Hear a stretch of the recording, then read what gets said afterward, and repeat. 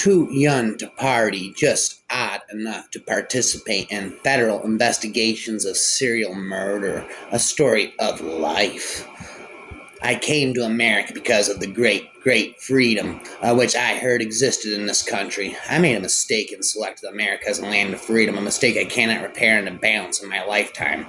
He checked out his surrounding, more books, a drinking fountain, a poster showing a guy slam dunking a basketball with one hand and holding a book in the other, urging kids to read. Weird thought, Stevie. How can he even see the hoop? You see, Stephen, librarians are the most elite, best trained secret force in the United States of America, probably in the world. No way, yes way. What about the FBI? Featherweights, the CIA, a Macintosh snorted. Don't make me laugh. Those guys can't even dunk a basketball and read a book at the same time.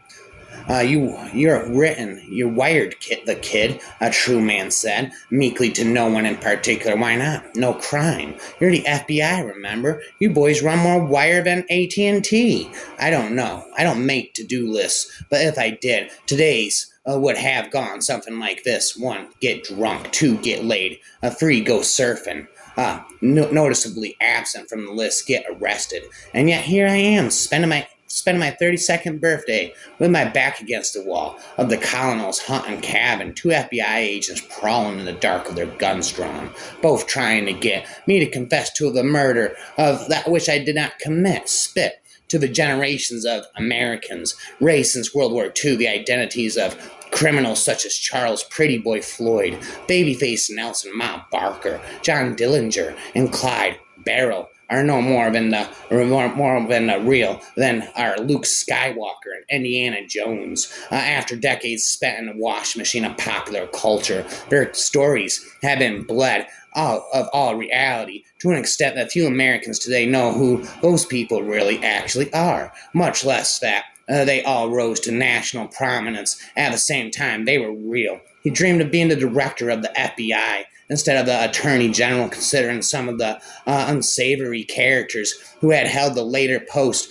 Milo didn't have the credentials for it. The monograph by Special Agent Ken Lannon in 1992 is merely a guide for those who may investigate this phenomenon, as the title indicates, and not a study. The author is a well-known skeptic regarding cult and ritual abuse allegations and has consulted on a number of cases, but to our knowledge has not personally investigated the majority of these cases, some of which have produced convictions. A page 179 refers to Lannon KV 1992 Investigator's Guide to Allegations of Ritual Child Abuse, Quantico, VA, National Center for the Analysis of Violent Crime.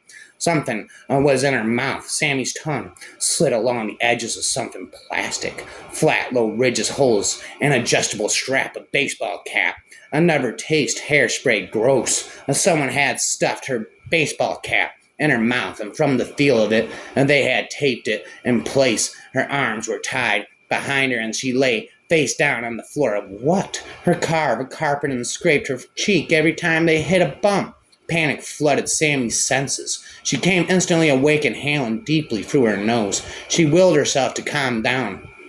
Her working motto flashed through the brain. Panic never accomplished anything. Of course, she had never been kidnapped and tied up before. In the dim light of passing cars, she glimpsed Thane's paper gum wrappers, an old straw, one Whopper wrapper, a CD cover. That's where a sting went. I've been looking for that for 2 days. For days. Man, did she need to vacuum this car out a metallic scent. Hit her nose, she'd recognize that smell until the day she died. Blood, and by the door someone had lost a great deal of it. Sometimes the old age serenity thing is crap. He said he would be willing to meet with any group, white or black, if they are willing and are honestly sincere in trying to find the problem and present a solution to the racial problem. He said the lack of education for the white as well as the black is one of the causes for the social problem in the United States. He said education replaced deficiency in the African American and deficiency and the white person. African American leaders have to accept the fact that there are problems between the white and black people, and they must be sincere in trying to obtain a solution to their problems. A few instances of security, informants, and the new left got carried away during demonstration, assaulted police, etc. The FBI admitted in an internal report, but this was a gross understatement. FBI supervised informants in Seattle also built bombs and provided them to anti-war activists and spitting rapidness. The FBI and CIA spitting telepathically through me forever, I said. I have infinite knowledge of the CIA and FBI spitting telepathically through me forever. Stop spitting never. Intelligence fails because it is human, no stronger than the power of one mind understand another. Washington was a small town run by people who believed that they lived in the center of the universe. For 60 years, tens of thousands of people, clandestine